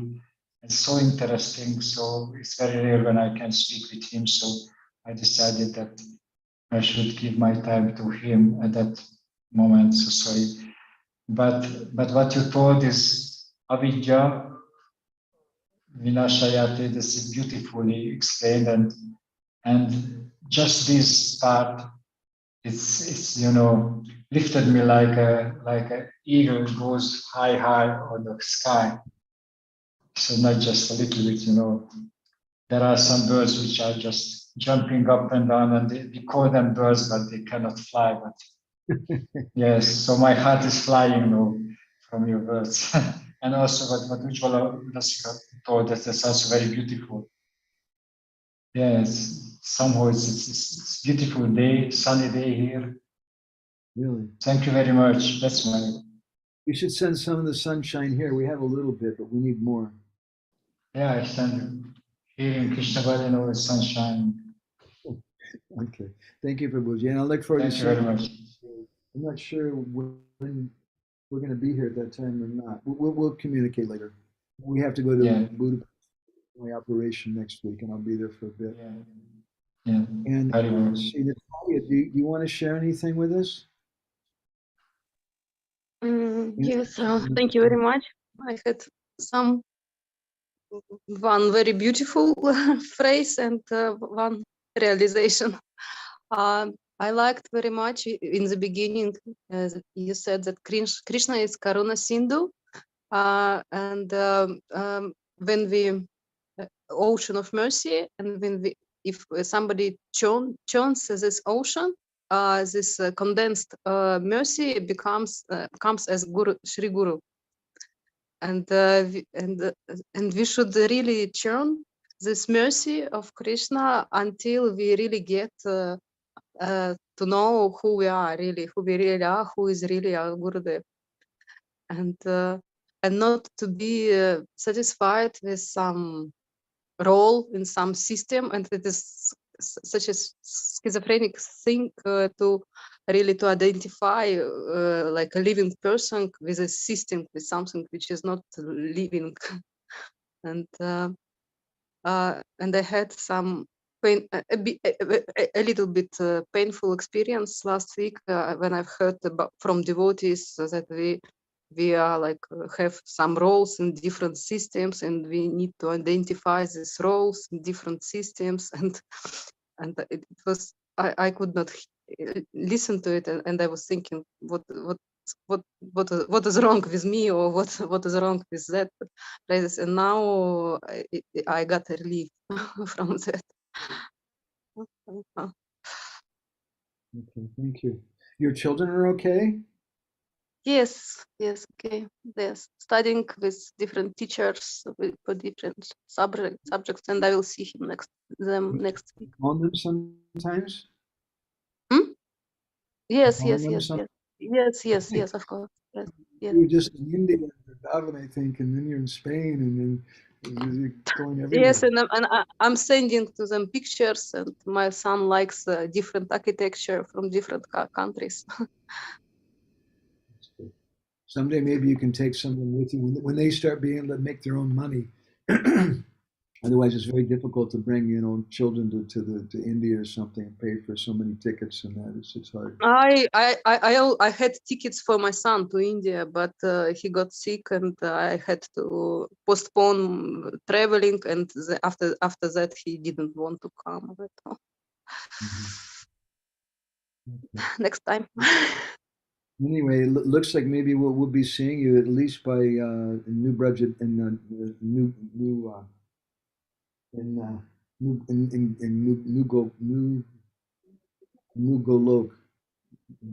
Golokadam, excuse me. In Golokadam. I'm thinking Yes. Lithuania. Golokadam. We'll be there for Janmashtami, I think, at least. We don't go to Yeah. But I like the idea to come to Hungary. I left somebody in Budapest temple, and I miss this somebody. There's some wonderful devotees. So right now for us, this is a really good time. It's really quiet. And there's hardly nobody coming to see us or anything. And it's so nice. Like when we go for our operation, but then after that, we wanted to spend a few months just writing. And then we're giving a couple small classes, but it's really not such a great time to visit because there's nothing going on. Debrecen's not the most exciting place in the world. Budapest a little more. Anyway, Hare Krishna. Hari Chandra Prabhu, do you want to share anything? Did you win any prizes today? Hare Krishna and Pranam for all devotees. Actually, for me, it was very nice topics today. I have, for me, it's interesting that by mercy of Guru, all avidyā is removed and we need be Trinatapi Sunichena for collecting this mercy. It's for me like very nice. And I have some question about identification with Guru. It means like Guru groupisms. I don't know if in English it's a correct word. Like in some area, some cities, all people are disciple of one Guru, and therefore it's this is how for me is understanding of why it's sectarian identifications is here. It is correct understanding? Yeah, when we associate with Gurudeva and we're so much in the bodily conception that all we want to hear about is Varnashram Dharma, or all that we want to hear about is material activities, and we don't really want to hear about Krishna Prem. We're not interested in understanding our Swarup or the Swarup of Gurudeva, and we're looking at Gurudeva by his body. And we're seeing Gurudeva as a sannyasi, Gurudeva, maybe he's a grihasta, Gurudeva is from America, Gurudeva is from England, Gurudeva is from India. We're identifying with their particular body. And the symptom that we're identifying with the body of our Gurudeva is that we're also identifying with the particular culture or background that the body of our Gurudeva was born into. You know, we like Bengali culture because Prabhupada was born in Kolkata, he appeared in Kolkata. Or we think in terms of American culture in the subtle sense that we're very attached to making money and doing business and things. That's American culture. And we identify that in a subtle way with our Gurudev. So when we look at our Gurudev in that sense, we have that ignorance, and we're identifying with the body. Then Prabhupada says that's moha, and then some sectarianism comes, and the problem is with that's guru groupism. It's not that being intensely attached to our Gurudev means that we're a guru groupie. When we use the American expression guru groupie, which is kind of a combination of spiritual and mundane language. A groupie is someone who's attached to the Beatles or some rock band, and you have all these young girls who are following him, and so we have this this idea of guru groupie, someone's attached to their particular guru. Well, is that necessarily a bad thing? We're always told that we should be very attached to our guru. So what is a guru groupie? Why is a guru groupie bad? A guru groupie is someone who's attached to the body of their guru, and they're only seeing the external thing, and they're attached to their body, and they're not interested in spiritual instructions about Krishna Prema or about the 10th canto of the Bhagavatam or anything. They're interested in external things like Varnashram Dharma, and because their bodily conception is very, very intense, they have this moha, this bewilderment, this illusion. They're thinking this is their body, and then what happens is sectarianism comes, and that's a guru groupie, a mundane guru groupie. My Gurudeva is good, your Gurudeva is not good, and then mahamoha, which Prabhupada translates it as madness for material enjoyment. In this case, in our society, we could say mahamoha means that then you start fighting with devotees. That's crazy. How can you fight with devotees who are chanting Hare Krishna, but you become so attached to your body, and then you're seeing your Gurudev as his body, and you're identifying with the bodily connection with your Gurudev and with your particular group, and then you start hating Vaishnavas, people who are chanting Hare Krishna. And those Vaishnavas, they may not have realized this Swarup. They're just simple sadhaks. It's not that they're attached to their Gurudev because it's an eternal realization they have. They're just doing it because they're part of the society. So the anger that we have toward them, or the idea of sectarianism toward them, is very shallow also, because the sectarianism that we're seeing is not there. It's not there on our part. I'm seeing my Gurudev as my body. He's not. And the material things I'm seeing from him are not our real connection. And some of the things I'm seeing in some other person are not there. So we should be attached to our guru. But when someone's attached to their guru for the right reasons, because they want to please their Gurudev, because they want to do service to Gurudev, they're seeing him as Sevaka Bhagavan, the personality who's meant to be served, then they have their darshan of Gurudev is Sevaka darshan. They're seeing him to be served. But when the devotee has this anarthas in his heart, anartha yukta vasta, then his darshan of his Gurudev, he's attached to his body, then his darshan is bhogya darshan. And he's thinking, I'm going to enjoy in this way or that way. And what generally happens is they think they're the best. And I have seen it so many times. In California, where I joined, many of us thought Rameshwar, he's the best, he's the Sankirtan general.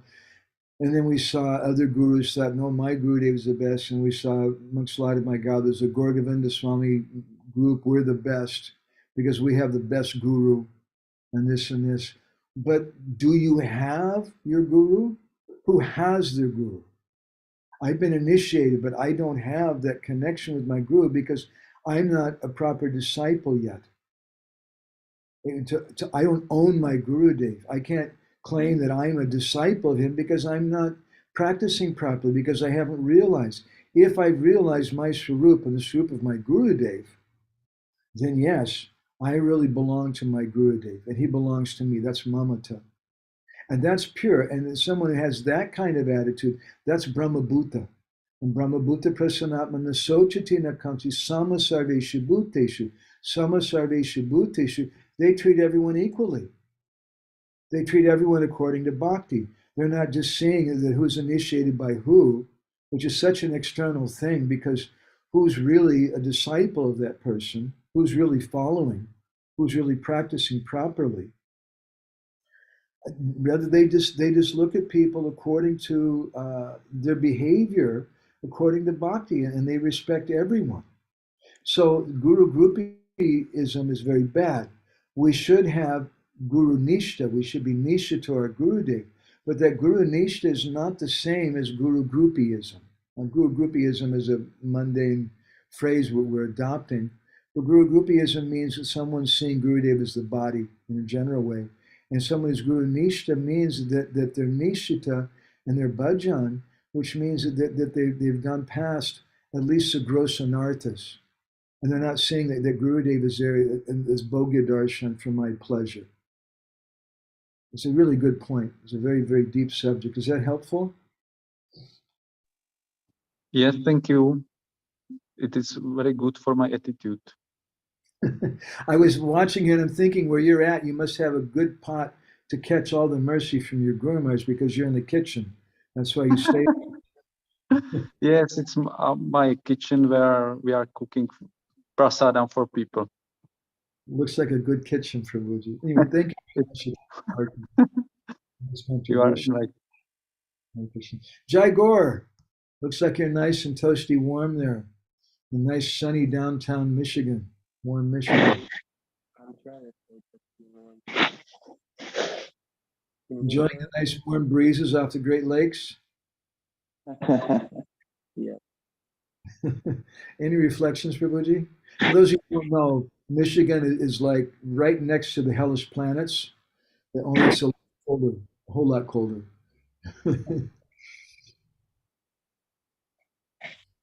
I would argue it's on the hellish planet. I'm sorry, I didn't catch it. Kind of going in and out. Maybe it's my headphones. Can you hear I'm not catching very well what you're saying.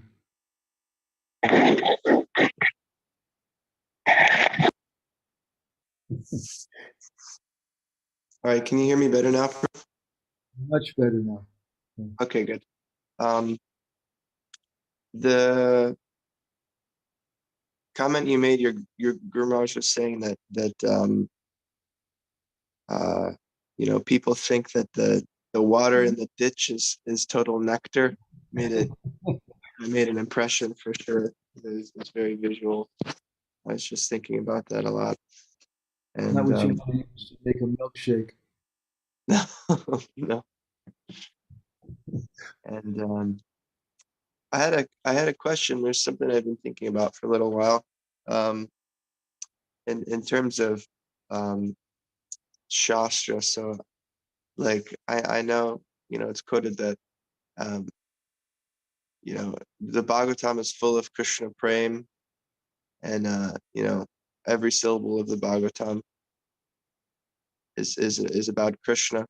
And then what to speak of Chaitanya Charitamrita, there's some sections that are just more, I guess, relishable, you could say, than others. And sometimes you mention, like, you know, time according to the atom, or specifically I was reading the other day in Sanatan Shiksha where Mahaprabhu takes a long time explaining which Vishnu expansions have which things in which hands and stuff like that.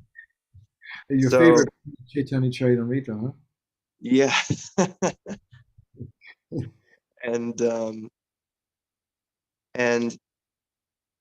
I was thinking, like, is the fact that I'm not, you know, relishing this, or whatever you want to call it, is that a source of my ignorance, or is it also okay for devotees to have preferences? Like, personally, it's like, well, you know, and I'd rather hear about Krishna and Vrindavan, or I'd rather hear about Mahaprabhu's Sankirtan pastimes. And I've even seen, like, you know, some acharyas, they purposefully don't comment on the rest of the Bhagavatam except for the 10th canto, or some devotees even, they comment on only Krishna's Vrindavan pastimes in the 10th canto.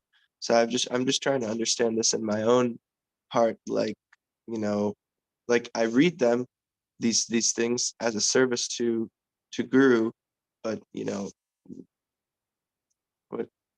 what's going on, you know? Yeah, just like in Kavi Karnapur and Ananda Vrindavan Champu, there's no Dwarka Leela. But not only no Dwarka Leela, but he doesn't even speak about Aristasura coming, because that's just before Krishna's leaving. He can't tolerate that. He doesn't want to speak about that thing either. Only certain pastimes that he speaks about. So that question comes, and it's a fact. We want to have some ruchi, and when someone gets to a certain platform, they'll have strong ruchi for certain pastimes in the Bhagavatam. But to teach us that adavante chamadye cha hari shavatagiyate, that the Bhagavatam is sweet and tasty in the beginning and middle and the end. In the Chaitanya Bhagavat, Vrindavan Das Thakur tells the story of how Gadadhar Pandit is speaking the Bhagavatam to Mahaprabhu, And Mahaprabhu again and again is asking to hear the pastimes of Dhruva Maharaj and Prahlad Maharaj. And you've heard me speak about that, I'm pretty positive, a number of times. Yeah. Why? There's both an internal reason and an external reason, you may remember. The external reason is for Lokasiksha, to teach us that the Bhagavatam is relishable everywhere. And the internal reason is because in the mood of Radha, Mahaprabhu was relishing that. And I don't know, I gave a talk recently, maybe it was, you were part of it. I get confused, there's so many classes we're doing. And we were speaking about the second canto and the Purusha Shukta. The Purusha Shukta confirmed chapter. I don't think I was part of it, actually. So we were speaking about that and how that if you ask the devotees, what is your most exciting favorite chapter of the Bhagavatam? I've never heard anybody say Purusha Shukta confirmed Prabhu. I mean, I just love that chapter, time according to the atom, Purusha, But if we study it in the Govinda Lilamrita, which is our topmost Rasik literature, quite often considered by Gaudiya Vaishnavas, we hear about Krishna's Priyanarma Saka Madhu Mangal, who's a Brahmin, and as a Priyanarma Saka, he's intimate with Krishna's most confidential pastimes. And when Krishna was performing one very intimate pastime, he's taking bath in the Jamuna with the gopis, Madhu Mangal was there. Madhu Mangal was standing on the shore of the Jamuna. When he saw Krishna playing in the water with the gopis, Madhu Mangal began to offer prayers. Krishnadas Kaviraj Goswami described this, and what prayers was he reciting? Om Sahasra Sirsa Purushaha Sahasraksha Sahasrapat. That the Supreme Purush, and definitely look in the water there amongst all those beautiful ladies. There's this one male, that's Krishna, he's the Supreme Purush, right? Sahasra Sirsa Purusha, he has unlimited hands, unlimited eyes, because Krishna's looking at all the private parts of the gopis, and with his hands he's touching them all over and things. And this is Madhu Mangal's interpretation of Purusha Shukta. So I remember many years ago also giving some classes on that chapter of the Bhagavatam and speaking about this from the perspective of Madhu Mangal, and the devotees were a little surprised. And so my suggestion is that if we have the vision, and not that I'm claiming that I do have the vision, I don't, but I just remembered something that I'd read. If we have the vision, then we may see within these different chapters of the Bhagavatam different things. And Srimati Radharani herself, who's a most Rasik, her favorite chapters may be about Dhruva Charit and Prahlad Charit, which we might think are like, yeah, okay, let's get on to the real deal. At least Ramachandra in the 9th canto of the Bhagavatam, it's a little more relishable. And then the 10th canto, yeah, now we're rocking. But Dhruva Charit and Prahlad Charit, and then what to speak of that, what to speak of the time according to the atom, or Purusha Shukta revealed or something. But if someone has the vision, and another beautiful example is Jiva Goswami, I think it's in his Bhagavat Sandarbha, Brahma Sandarbha, where he's commenting on the first verse of the Bhagavatam. It's amazing what he says there. He says that this verse, he starts speaking about this whole pastime with the Lita and Krishna, and he's saying that everything is in this verse, and he does a whole story of this pastime. We're looking at it, we're just thinking Jemad Yesha Yatonya, that this is speaking about how Krishna is all pervading, and we should meditate on him and this and this. But he's giving us very, very rustic purport. Now, I would suggest that Anvaya Vyatirekabhyam, which is the first line of one of the Chatur Shloki verses, one of the 4 most important verses of the Bhagavatam, Anvaya Vyatirekabhyam, you heard me quote this many times, I think, that we should see the Bhagavatam directly and indirectly. So directly, Srila Prabhupada gave the translation there. Indirectly, Jiva Goswami is saying something else. So he's accomplishing 2 things, at least, in his commentary. One thing he's saying is that, hey, look, here's this meaning that's here. But another thing indirectly that Jiva Goswami is accomplishing is that he's pointing out that prati shloki prati akshana natakoi, that each and every verse, each and every syllable has unlimited meaning. And that's in the very first verse of the Bhagavatam. So that's how he starts his commentary on the Bhagavatam by opening things up. So we should recall that. Gauri Taipabu has some comment in this regard too. I think he says, I hear that the Bhagavatam is like a lamp deep, in which the creation parts, they give light, who we are and what is the world. Well, that's a very nice conception too. There's so many different conceptions within the Bhagavatam, because the Bhagavatam is a person. And just like, you're Jai Gaur, and you, so many different people have so many conceptions. Some people think he's a great Mridanga player, some think he's a nice kirtan leader, some think he's a handsome guy, some people think he's a good carpenter, some people think he's a jerk, some people think he's a this or that. he's my little boy. And you're a complicated person. You're probably all those things and a whole lot more. But according to our perception, we'll see that. So in a similar way, the Bhagavatam, according to our consciousness, will perceive it. Is that helpful? Yeah, that's very helpful, Guru. And I was also having the experience lately, when I'm more absorbed in kind of like, I don't know how to put it, biting from all different angles of the Bhagavatam. I'm like absorbed in, hearing Krishna's pastimes, hearing Chaitanya Mahaprabhu, and reading in different places. When I come back to these more quote unquote basic parts, that they're actually more, I can hear them with I can take them in better and actually, understand and I guess relish them more. And I'm still also thinking about that word relishing, and just trying to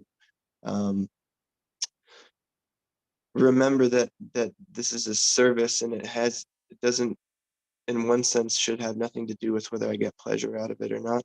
But that thing is still there, like a material conditioned person, and I read what I'm attracted to at the same time. Yeah, and in one sense, we should understand. No, I should read as a service. In one sense, we go to the kirtan, and if we walk away from the kirtan, we were having this discussion on last Sunday's session. We walk away from the kirtan thinking, man, that was really rocking. I just really like that guy, he just, then that means I'm trying to enjoy the kirtan for myself. And Srila Bhaktisiddhanta speaks very harshly about that kind of attitude. But on the other hand, Srila Bhaktisiddhanta also told the devotees that they should have kirtan which is very musical. And we commented on last Sunday how Srila Bhaktisiddhanta gave two instructions. Sometimes he would have Sridhar Swami, his disciple, lead the kirtan because he wasn't so musical. To make the point that what's important is the bhav, is the mood of the kirtan, not the rag or the tal, not how musical it is. But then on other times, he made a completely different statement that it's important to have nice music. Well, how do we reconcile the two? For ourselves, as devotees, we want the bhav. But for non-devotees, it's necessary that there's some nice music in that. And hello, those non-devotees may just be us also. We need something like that. So I remember devotees many times have asked me over the years, is it okay to read this thing or that thing? I'd like to read this. And I generally recommend it, and read whatever you have some taste to read. But just read. The problem is we have the wrong things. Just read something, for God's sake, and not just some newspaper or whatever, but read something, get some kind of relishment. And maybe that relishment is mixed, like the relishment of Kubja. Kubja has some rati, but it's Sadharani rati. Rupa Goswami speaks about Sadharani, Samanjasa, and Samartha rati, 3 different types of rati. And Kubja has the most common rati, which is mixed with her own personal lust. But still, that rati is millions of times more exalted than what most of us have. Kubja is like, wow, we'd make her a big acharya, probably in our society. She's really amazing personality. But that's not the type of rati which really gives Krishna pleasure. It's sadarani. It's just a common type of rati. It's just mixed with their own pleasure. Still, so my humble suggestion is we should, not that we just say, okay, I'm just going to read Purusha Sutta confirmed in the second canto because I'm not ready for the 10th canto. I can't read the Krishna book yet. I've got to read through all this and that. It doesn't necessarily mean that you shouldn't read Krishna book, and that you should just kind of try to torture yourself in reading something you're not inspired by.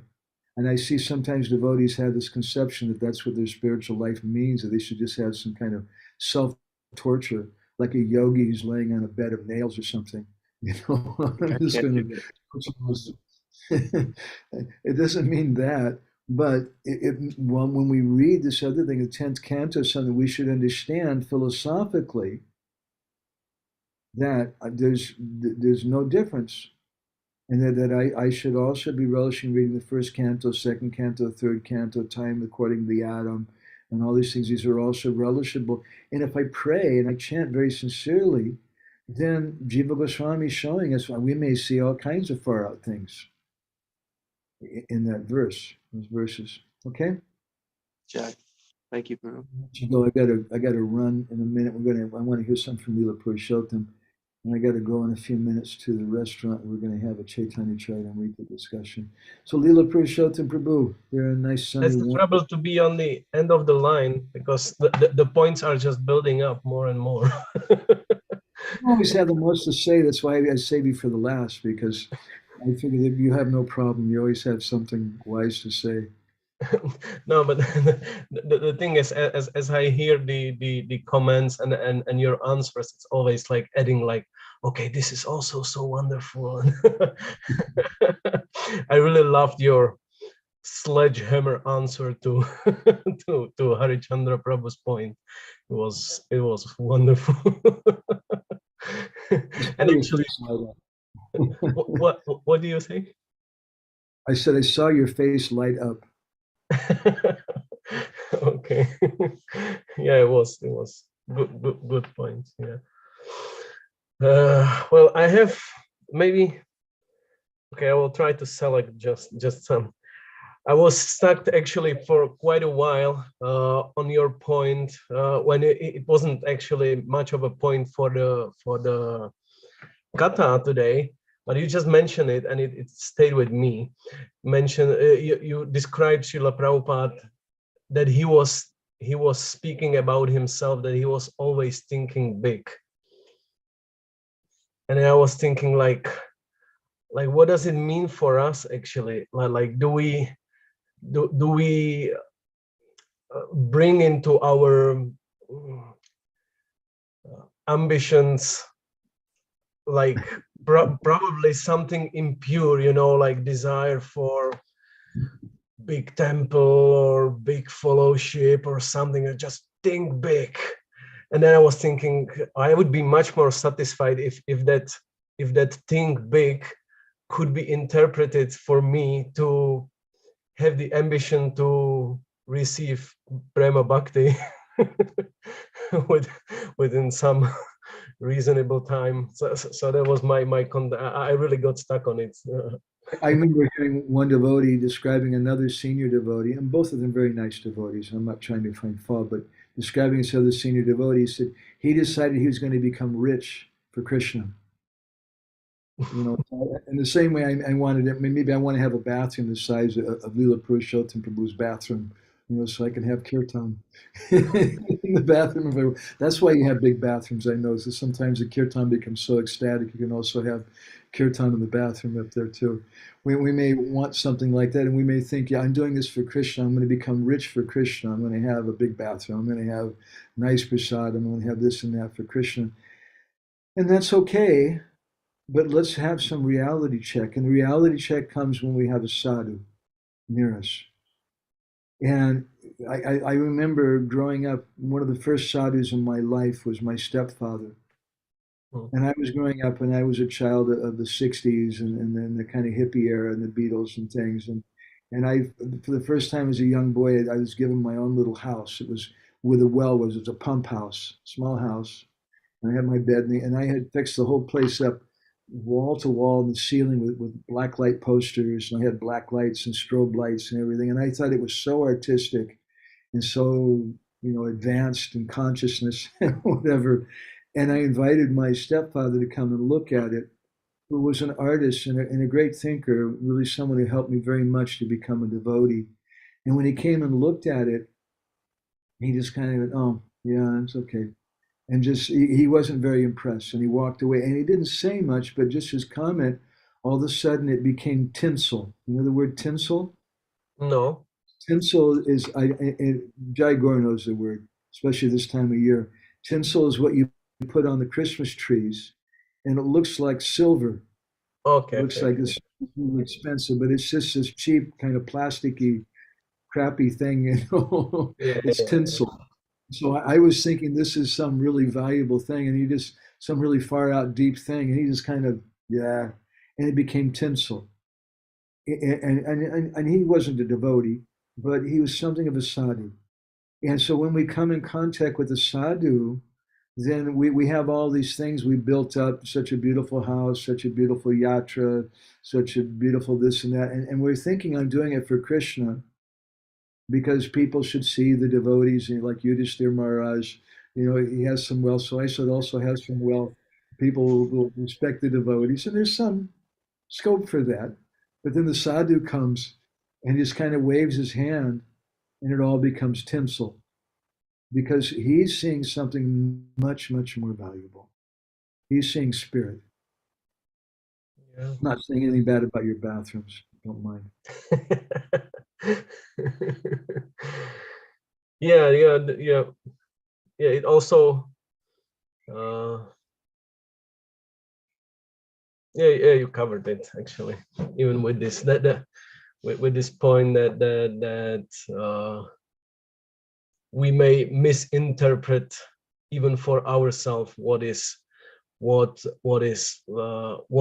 has the value, and it may have the good intention behind it, but it's just not the thing actually. It's just not the essence. You want to be an artist from bhakti. Yeah. From bhakti, we've gotten some fame. From bhakti, we've gotten some wealth, a nice house, and we think this is. And in one sense, there's no harm. Once somebody they were criticizing the sannyasis in ISKCON, and they said, "Yeah, they have so much opulence or this and that." My grandma said, "No, they're very simple, and they have something, but still, it's not like what you want as a householder." So we should understand. So we should be careful. This may be an artist coming from bhakti. Not that your bathrooms are bad. I think they're nice. Jai Gore, I think if you chant 16 rounds every day, sincerely, maybe in a few years you might get to have darshan of Lila Purushottam's bathrooms. Hare Krishna. You'll appreciate what I'm saying. They're really nice. I mean, in terms of, I'm sure they're wonderful. Reflection and things like that. You can ask, who's it, Mataji? Urmila Mataji. She gave a whole class or something about his bathrooms. Actually, one more facet to this thing comes to my mind, that we may interpret this thinking big in the form of desiring like big projects and a lot of endeavor in Krishna consciousness. Especially, I mean, I have in mind the external endeavor, like numbers, the books in numbers, devotees in numbers, and everything. We may interpret it as a sign of a spiritual progress, or and then compared to like what we are often warned against in devotional service is this, like doing devotional service in a lukewarm way, like just okay, it's just relax. And so in that sense, one could see some benefit in it, that it keeps you doing things and being active in that sense, but still it can be contaminated by the external approach, just seeing the numbers, seeing these things.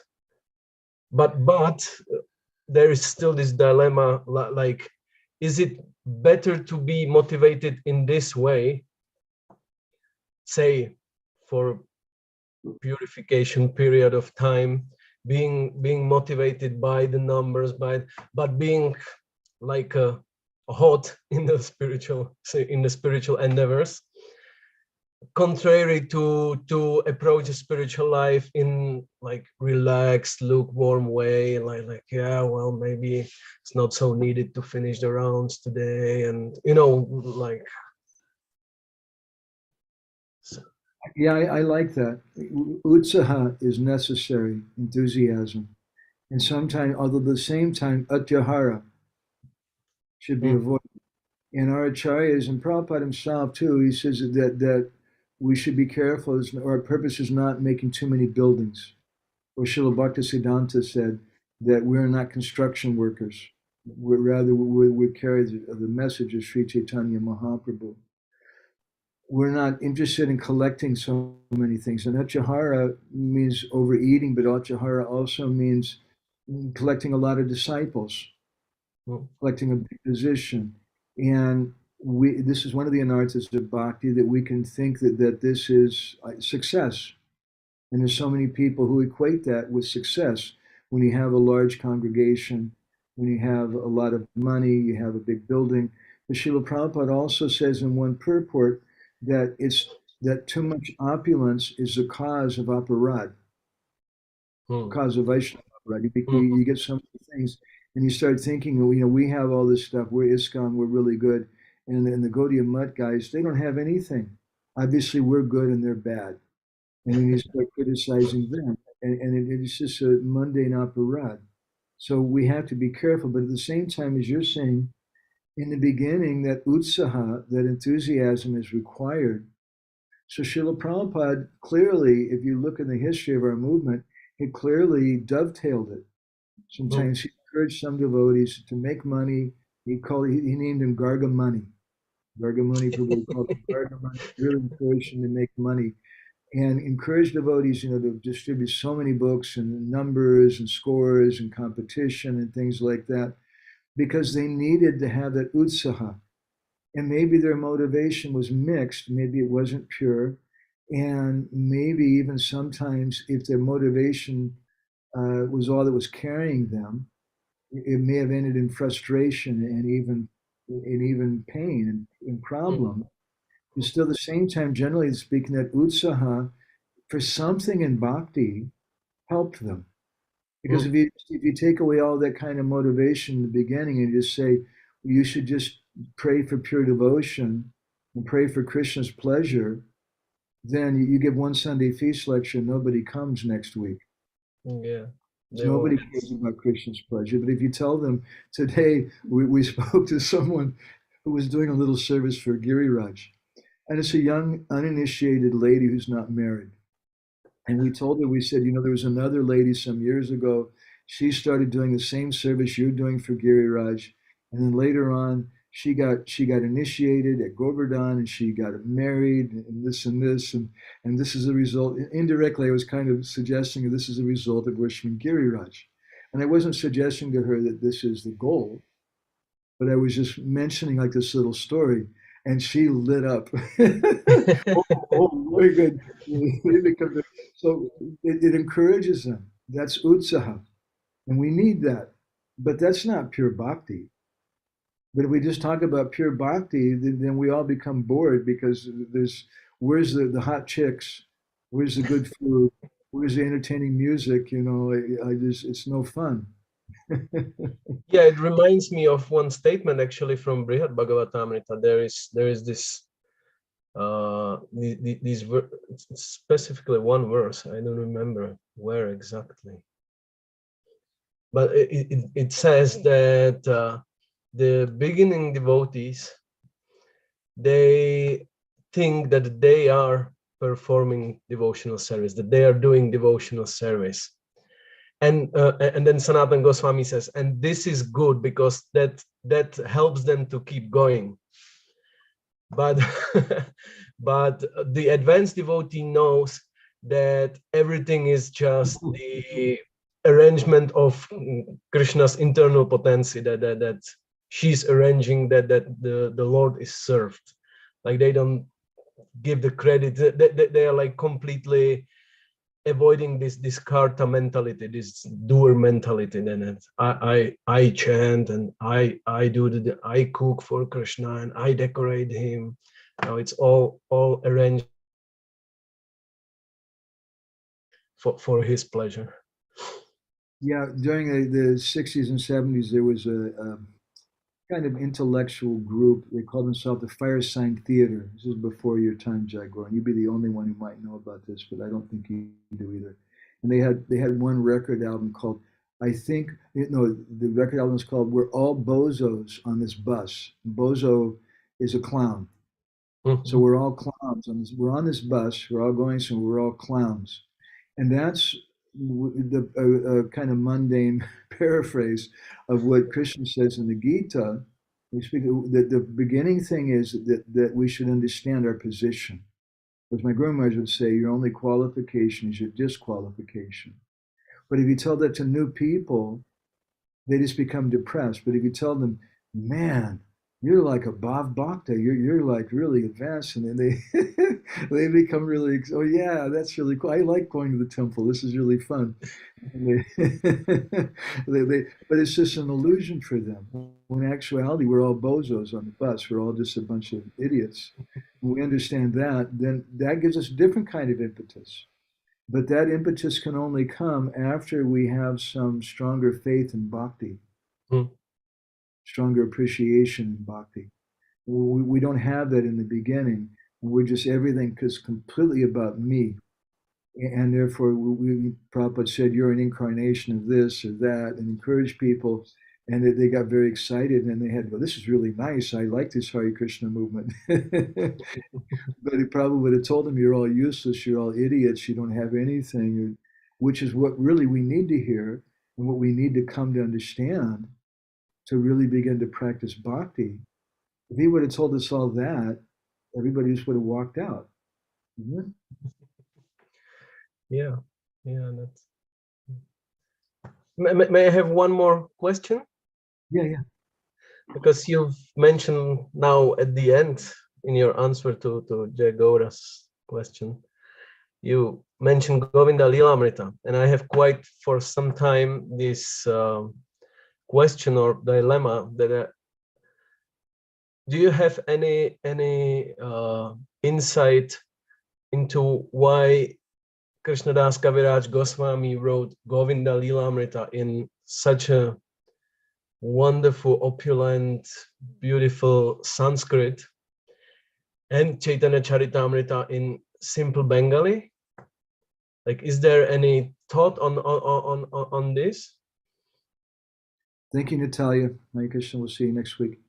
Well, you're suggesting something by your comment, and I appreciate that the Chaitanya Charitamrita in general is for common people. Within the Chaitanya Charitamrita, as my Guru Maharaj once commented to me privately, there are many Sanskrit verses from Govinda Lilamrita. Yeah.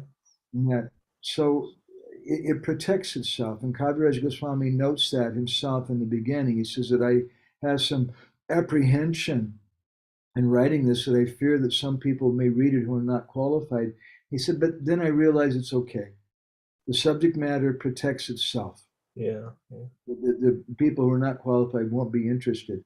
But not only does the subject matter protect itself, but the language does also to some extent. Because Sanskrit, well, on one hand, Sanskrit is something which requires more scholastic ability to understand in general than Bengali does. So someone has to have spent more time, invested something more to get something out of it, which is a proof of their sincerity. But also the Sanskrit language is very, very subtle, more subtle than Bengali language. And if someone goes deep into it, deep enough to understand the Govinda Lilamrita and that, then they'll find the prati shloki prati akshi, there's unlimited meanings in every verse and in every syllable. So Kaviraj Goswami wrote in that way. I would also, when you first asked that question, the first thing that popped into my mind was that he didn't make a conscious decision. Mm-hmm. It wasn't that one day Kaviraj Goswami said, I'm feeling kind of bored. I think I'm going to write some pastimes about Radha and Krishna and Vrindavan. I don't think it was that. I don't think it was that. Yeah, here's what have I written? I've written all these different things, but I haven't written this. I think I'll write that. No, it was an explosion from his heart. Mm. Which, if you ever take a writing class, or Jaigor studied music, if you study music or poetry or any of the arts, any good teacher, that's the first thing they'll tell the students, is that your art is something which is exploding from the inside. Sri Chaitanya Mukod Girna Hare Krishna Iti Varnaka. This Maha Mantra is coming out of Chaitanya Mahaprabhu like a volcano. It wasn't a conscious decision on his part. He had no choice. Because in the heart of Kaviraj Goswami, Chaitanya Mahaprabhu is there. Radha Krishna are there. And they're dictating to him. And there's this explosion, this ecstatic explosion, which they push the button for. And it's coming out of him. He can't control it. That was my first thought when you asked your question. And if you would have to react to the doubt, if I would express it in a sense that, well, I have a doubt that that it is to say that Krishna Lila is something more exalted, more sublime than Gaura Lila, which is probably something that we would not be willing to agree on. But like this logic behind it, what would be the Well, apparently it is. Apparently it's easier to study Gaura Lila because you just read some Bengali, Vrindavan Das Thakur, especially Chaitanya Bhagavat, fewer Sanskrit. Kaviraj Goswami gives a lot more. You can just read, especially Lochan Das Thakur and Chaitanya Mangal is practically there's only a few Sanskrit verses in the whole book. It's very easy. So it would seem that way. But in actuality, it's not. In actuality, it's kind of a double standard that to go to Krishna Lila, we go through Gaura Lila. Yeah. But then if you go through Krishna Lila after going through Gaura Lila, if you actually go through Krishna Lila, at the end of Krishna Lila, when you come out, you're at Gaura Lila. Yes. Yes. And all of a sudden, it's much, much more confidential. In Chaitanya Sikshamrita, Bhaktivinoda Thakur Prabhupada once said he thought that Chaitanya Sikshamrita was Bhaktivinoda's most important book. He said that Harinam Chintamani, not so important, but Chaitanya Sikshamrita and Jaiva Dharma. In Jaiva Dharma, yeah. And both of those books have a lot in common in the sense that they present the philosophy in a very general way in the beginning. I mean, Bhaktivinoda and Chaitanya Sikshamrita, he talks about morality. I was quoting a number of things from him today. He speaks about morality. He speaks about planting trees, digging wells, doing stuff like that. It's really basic. But then toward the end of the book, he presents Astakala Lila, but he does it in Sanskrit. If you read through the book, you'll see. And he doesn't give us a Bengali translation. So that's interesting. And what happens if someone comes to that? Naturally, you're reading through the whole book. If you read that far in the book, you appreciate the author. You're caught up by his thought, and you're caught up in the book. And then you come to that part, and then you're going to be frustrated. Well, what is this? So then you're going to work hard to find out what the meaning is. But it doesn't just stop there. From Gaura Lila, we get Krishna Lila. But then when we go very deep in Krishna Lila, we get deeper Gaura Lila. And the two are in cause and effect together. That would be my response to that. Okay. Okay. Anybody else here in the room have any reflections they want to share? Okay. So we'll go ahead and stop, and I guess we'll get to what is next week. Let me look here on the calendar. Oh, gee. Okay. So yeah, next week on this day, I'm going to be under the knife. Right on this day. Okay. Yeah, on Wednesday. Yeah, on this day. So I don't think it's going to be possible for us to have a session next week. My apologies. At least we know that what when to pray. I would appreciate that. Remember Krishna when we're under the knife. That would be kind of it. So thank you all very much. Srila Prabhupada ki, Samaveda Bhaktivinoda ki, Vancha Kripa Sindhu